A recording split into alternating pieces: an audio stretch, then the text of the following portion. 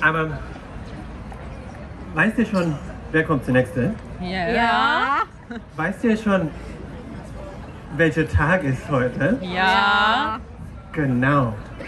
Genau, das ist unser nächster Gastgeburtstag.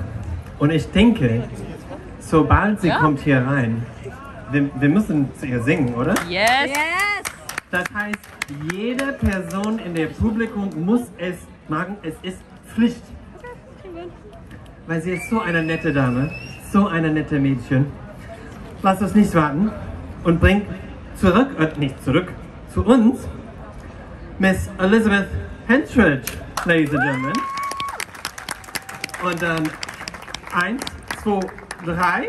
Happy birthday to you. Happy birthday to you. Happy birthday, dear Elizabeth. Happy birthday to you.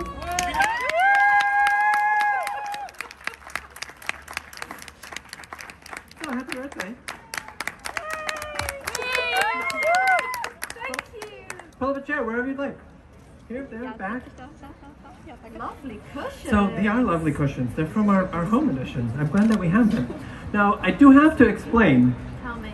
In Germany, when you have your birthday, you invite everybody, which means I you did. have to take us all out to eat tonight. Okay, The schnitzel? whole- Yeah. Sure. I don't. What I don't- else? What else? What Schnitzel else? and Schnitzel? Bratwurst. Bratwurst, bratwurst. currywurst. Yeah. Do you have it in a sandwich? In bread or just on Yeah, toast? like bread, yeah. Sometimes. Okay. Was noch? Knödeln, Dumplings, Dumplings I'm here for, yeah. Sauerbraten. What is Sauerbraten in English? Pork roast, I guess. I don't know. Pork roast, okay. These people are looking unsure. Maultaschen. Sauerbraten war nicht Meatloaf? Yeah, They're like, Meatloaf. "Why are you- It's these are like- meatloaf. meatloaf. It should be meatloaf. Meatloaf? I Sauerbraten think is so. meatloaf? I think so. Maybe. Okay, yeah, you're all invited to this food. To my food. Yeah. Meines will Meatloaf. Ah, how you doing? Good day, Samar? Oh my gosh, A good day great for a birthday? Yes. It's not as sunny as I would like, but at least it's not raining. No, this is perfect. You get good pictures when there's cloud cover. So you guys are all going to have great pictures over there. Otherwise, you're having your photos, you can't see, you're squinting, it's no good. You need it cloud, you need it grey. I know, I'm British, this is all we get. So, I'm curious. I'm watching, Agents of S.H.I.E.L.D. and Simmons of the Fitzsimmons team. Oh, yeah. I always wonder, You've really done your homework. of course I've done my You homework. know, it was tick, tick, Right? tick. Boom, boom, yes, boom. yeah. Like when you're shooting a scene and you're going through like all of this technical jargon, like how do you keep a straight face when you shoot something like that? Well, sometimes you don't. So that's So why you have to do there's it again. bloopers. Yeah, that's why it takes a long time. I don't know. I mean, you just kind of get used to it, I guess. And I always enjoyed those scenes. I think whenever I had a scene with just Ian, it would go so quick because we were both quite on it with our lines. So we would see the call sheet, which is kind of the schedule that you get each morning. And if it was just Ian and I just knew I'll be home for lunch. That's it, I'll have the afternoon off. If there were other people in the scenes, forget it. Not so we'll much. be there till midnight. Especially with Chloe. The other thing that I wanted to ask, because Yeah. I'm sure everybody else in the audience has some questions. How's Live with Lil? How's that going? Yeah, it's not Is it going going? right now. Is it going? No. I mean, I love doing it, Mhm. and at some point I will get back to it. Life got a bit crazy busy with time zones and to be able to keep doing it, and I didn't want to do 1 week and off 3 and on one. And the show I was shooting over the spring summer, we worked on a Sunday, So then it just made it impossible, but I loved it. It felt like such a good way when we were all isolated and we couldn't come and do things like this and we couldn't go to San Diego, and it just felt like such a good way to connect. And I guess I didn't quite realize how much I valued that interaction until it was all taken away. And so to be able to do a Zoom every week, it was really special. It was really special, and I got emotional yesterday thinking about coming here and being here today, because it's really, I value it so much, meeting you and hearing your stories and just the being a human being in the same physical space. I like, you know, I'm an actor, I need that emotional like interaction, and yeah, so Live with Lil was such a great way to get that, I guess. Well, and I think that a lot of actors and other creatives did that because, you know, production on everything shut down. Yeah. Conventions and meeting people shut down, and that was like a lot of streams came up, a lot of podcasts, and a lot of that stuff. Who has seen the Live with Lil? Some of them. Okay. Nice. We've probably been in the same Zoom, right? Maybe. Hopefully. Und wie immer zu Bescheid sagen, wenn ihr habt eine Frage, melden Sie sich einfach und Shelly, welcome. Fangen wir an, ganz hier, ich denke, das ist, zweimal. Ich habe gesagt, das war dann zweimal der erste Männer heute. Ganz zum Ende hier links. Und dann auch hier vorne. Wir haben schon ein paar Fragen. I'm just excited that they have questions already. I'm excited that like there's not girls asking questions. The men are finally not so shy. Okay, so there was this bottle episode in Agents of S.H.I.E.L.D. when you were stranded on the planet. Yeah. And the whole episode focuses on your character. Mm-hmm.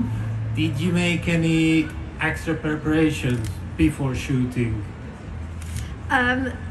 Yes, in that I had a lot more work to do than usual. Not home by lunch. Yeah, not home by lunch. No, never. They told me, so before each season would start, we'd have a meeting with our bosses, and they would tell us, the premise of the meeting was for them to tell us what was coming up in the season for our character. But every season the meetings were, we can't really tell you, but it's going to be cool. And I never really understood why we had the meeting. But for that season, I think season 3, was it 3? Yeah. See, I learned so much. They said we're going to do this, we're pitching it to ABC that we're going to do this Simmons episode. I said that sounds great, but I didn't really think it would get passed because there's so many layers it has to get passed from, and it was so different to what they'd done before. So I kind of just didn't think it was going to happen, and then there were rumblings that it was, and you know, we get the script 3 days before, so I got the script and I was like, oh my god. Oh. Wait, where are the other people? There's so many lines. Everyone else was so excited because they got 2 weeks off. And I was excited too. I just, you know, had a lot of work to do. But I loved it. I mean, we shot and we went, which we don't usually do, is we stayed in the desert for a couple of days up northern California. And it was 110 degrees Fahrenheit, which is, I don't know, 40 something. It's gotta be. Heat wave in California, basically, and it was crazy, but it was very fun and I loved it. And that my first words when reading the script were, what about Fitzsimmons fans? Because, you know, I kind of like it stabbed you in the heart, I felt like. But it was fun. It was hard, but it was very rewarding. Yeah, I loved it. Cool, thank you. There's one in the back and then there's another one up here in the front. Hi. I have a lot of questions, but I think the most important is, do you know if we going to get bloopers for season 7? Yeah, no, I don't know. I don't know where they seem to have just forgotten, don't they? Yeah. There definitely are a lot of potential bloopers, so yeah, I don't know. We could pretend. We could make a blooper right now. Yeah. I don't know what it would look like or what it would sound like, but we could try. Always. Thank you. Thank you, Danke. Up here in the front, another agent with his. I see a lot of the Eagle logos. That's cool. Of course. Of course, what right? do you expect? Well, My question is not about the actor, but the character of Ward. Oh. Do you like him or do you like him not? Personally, I don't at all. Yeah, I like him not. I mean, I love. Right answer. Yeah. he's kind of a dick, isn't he? He wasn't great. He for sure killed the dog. That's all I'm gonna say. You agree? Yeah. So one here, and then there's another one up here in the front to the left. Hi. Hi. I have a question to season 6. When you were filming the scene in the bar with Chloe under the table, how was it? Like, what did you do before? It was so funny. So the person that directed that episode is called Jesse Bochco, and he was the same person that directed the Planet episode. And so he's a friend of the show. He did a lot of episodes. So when they brought him on to do that, it was also actually the same writer as the Planet episode that did that episode. So it was the same team, and they're both naughty and silly. And they're both at that point in their careers where they don't need to give so we couldn't believe we didn't do any other takes apart from the ones you saw. And like, what I mean is often you'll do the take that the director wants to do, and then you'll do a safety doing it a little bit less crazy. We didn't do any less crazy takes. The whole episode, Chloe and I could not believe it. So when we were under the table, I mean, we were, by the end of that take, we were both crying with just, it was one of the most fun times I've had in my whole life. We just did everything big and crazy, and we were sure at the end of day 1, because so each day, what you call the dailies, which is every take you've done in the day, it goes to ABC, goes to like the network bosses. And sometimes on the second day of an episode, the director will get notes of general notes, like this person needs to do this or whatever. And we were sure we'd come in day 2 and say, well, come on, like pull it together. They never said anything. So every day we just felt like naughty school people just being like, oh my gosh, no one is watching the dailies because there's no way they would let this go. And anyway, they did. So yeah, what was happening under that table is just exactly what you saw. And it's conversations Chloe and I have had in many different iterations for 6 years, drunk in the bathroom at some random Hollywood party, like, I love you, like, we'd done all our homework. Now, I hear the name Jesse Bochco. Is he related to Stephen Bochco? Yes, his son. Really? Yeah. Like, I'm sure nobody knows who Stephen Bochco is. Like, one guy does. Okay, good. I'm glad at least one person knows who Stephen Bochco is. He's a prolific Hollywood he did like writer. Everything in like the 80s TV, and 90s. Yeah, amazing man. Yeah, he's since passed away, but Jesse and him were super close, and yeah, it was just like Hollywood dynasty, Brilliant. There was one here. What was for you the most? Of I mean, that's I know. That's Simmons cosplay, isn't it? Even the goggles, and look Brilliant. at her shoes, sparkly Converse. I mean, nice. Can't get better. Nailed it. Nailed it. Thank you. What was for you the most memorable scene to film? Oh, I mean, the episode with us under the pool table, Chloe and I, and at the bar, that was just so funny. I think the most memorable was the end of season 5, when we were raising a glass to Coulson, because it was the last scene that we shot that season, and we were convinced it was the end of the show. We'd all but been told that was it. And so it was just I mean, it was embarrassing how emotional it was. None of us could hold it together. We were all just absolutely wailing. And what happens at the end of the season is that there's always a wrap party, but it always is on the lot where we are filming. So whoever isn't working that last scene is basically getting drunk 2 stages down. So then people would keep coming in because we always go late because you've got to get it done that day. So just people kept coming in more and more drunk, and you couldn't tell who was drunk and who was just like fragile from the emotional scene, because everybody was just crying and sloppy. So us in the scene were like just seemed drunk, but we weren't. So yeah, it was just very emotional. And we all said goodbye. We had these long goodbyes with the crew, thinking, I don't know when I'm ever gonna see you again. Like, send me pictures of the kids. And then 2 months just kidding, later, we're gonna do it again. yeah, we were back. Like, oh hi, that was awkward. Never mind. There's one here in the blue, and then there's also one in the back in the green. So my question is, how was it to direct an episode yourself? Oh yeah. Oh, it was so good. It was amazing and terrifying and awful and brilliant all in one.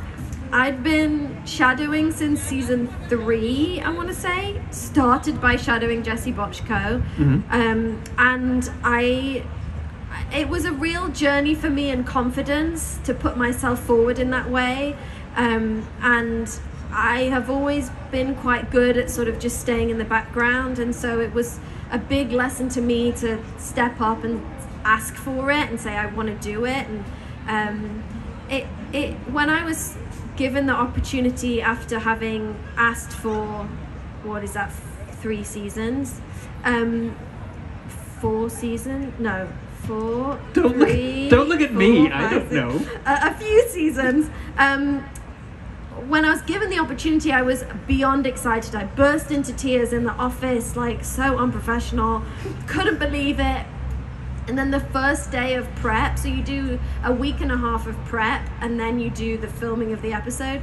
And that first day, I looked at Jed Whedon, one of our bosses, and was like, and he must have just read my mind, and he said, you're going to be fine. I said, I don't know why did I do this? This is just why am I here? This is a terrible idea. He was like, no, it's, you know. So it was brilliant. I learned a lot, and I'm continuing to do it. So it's something I'm trying to carve out that path for myself in my career. But yeah, it was a baptism of fire for sure.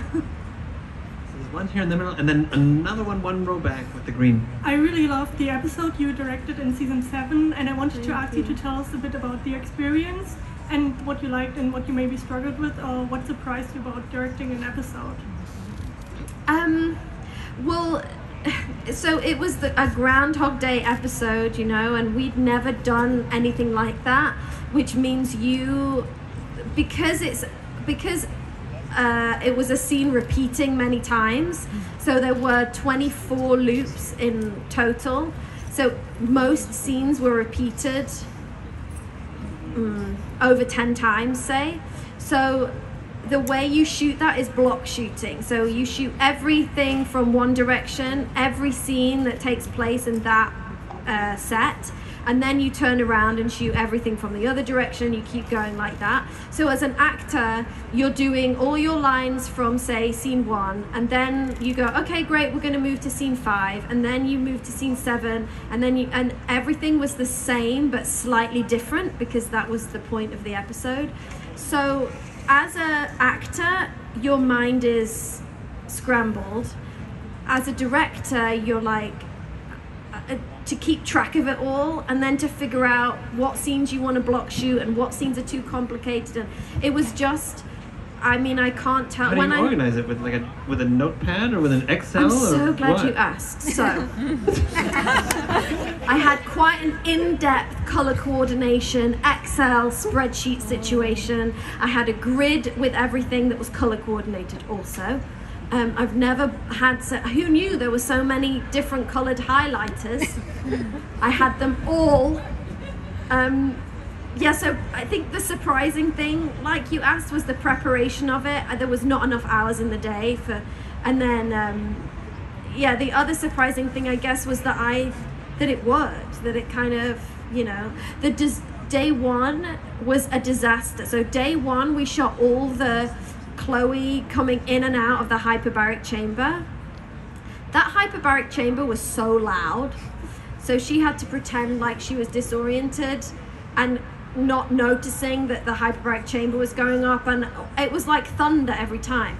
And then a couple hours into the day, there was a power cut across the whole of the little city that the studio was in. No power. So then the hyperbaric chamber wouldn't move, none of the lights were on. We shot in the studio where Wind in the Willows was shot. So it's like, you know, 100 years old. Never in the history of the studio has there been a power cut. And on my day one, there's a power cut. I was like, of course. So day one was stressful, but at the end of the day, Chloe and I had a moment in the corner of the Quinjet, and she started crying and she was like, I just can't believe that we're here. Who knew 6 years ago, she was like, that I'd be a superhero and you would be the director. It was like such a wonderful, amazing moment to have after kind of a crazy day. And then after that, it was like, well, what's the worst that can happen? A power cut where we're all just 200 crew members are just like painting their nails, like, yeah, exactly. It's like, this cannot, and time is money, and it was just like crazy. But it worked out okay. So we're gonna do 2 questions real quick in the gray and then in the green, and then we gotta wrap it up. So if It's so quick, isn't it? or Fitzsimmons wouldn't make another appearance in the MCU, what project do you think they would fit into? Oh, where would they show up in the MCU moving forward? Oh my gosh, I mean, all of them. What's next? What's the next one? What is the next one? The Spider-Man from Spider-Man. Spider-Man, and then Hawkeye is the next series. Hawkeye is the next series. Secret Invasion would be something for Fitzsimmons. Secret Invasion would be something. Yeah. I feel like Spider-Man would be great because it's kind of lab-based, you know? Yeah. They could sneak in there. Maybe. Yeah, you're looking at me like I'm in one of the movies. Oh, I don't know, maybe I am. Archive footage in the film. Yeah, exactly. Don't even know. Like, you go to watch it, you're like, Yeah. wait a minute, what am I doing in that? Yeah. Where's my check? Go ahead. So, we wanted to ask, what's your favorite line in Agents of S.H.I.E.L.D.? Oh, Favorite line? Where are you? I can't see you. She's in the green. Ah, sorry. My favorite line? You know, the line that comes up the most is the steps you take don't have to be big, they just need to lead you in the right direction. No. And I love that. I love the one about the first law of thermodynamics. What is the first law of thermodynamics? That nothing can be created and no energy can be created and no energy can be destroyed, something like that. I mean, exactly how she said it, something like that. Yeah. Oh, brilliant. So it basically means you can't die. Really? Yeah, and then she sort of killed Fitz. Well, that's not very nice. So, No. But how do you sort of kill somebody? Well, he gave me the oxygen. There was only enough oxygen for one. What a guy. Actually, in that scene that we shot after we were in the water tank before Fury rescued us, I didn't realize, but my job was to like try and keep Ian afloat in this like huge swimming pool. You're not very big. Thank you, no, and I'm also not a strong swimmer. So I didn't realize, but the whole take he had his head down in the water, and Ian being Ian didn't want to, so polite, he didn't want to stop the take. So they yelled cut, and I'm like, oh, how is that, you know, and he was like, oh my gosh, I'm gonna like, had to like almost drown. So I did almost kill him. Yeah. Well, I think, is that a good place to end it? I think that's a good place to wrap it up. That's a good one. Yeah, yeah. Well, thank you again for stopping by and chatting with us. Thank you, guys. Thank you all for staying here. Again, happy birthday. Thank you for And my we'll see you next birthday time. song. You're welcome. Elizabeth Henstridge, ladies and gentlemen. Bleib stehen, Großmeadows, kommt zunächst bald. Do we take these with us? Yeah, we'll take them with them because we gotta.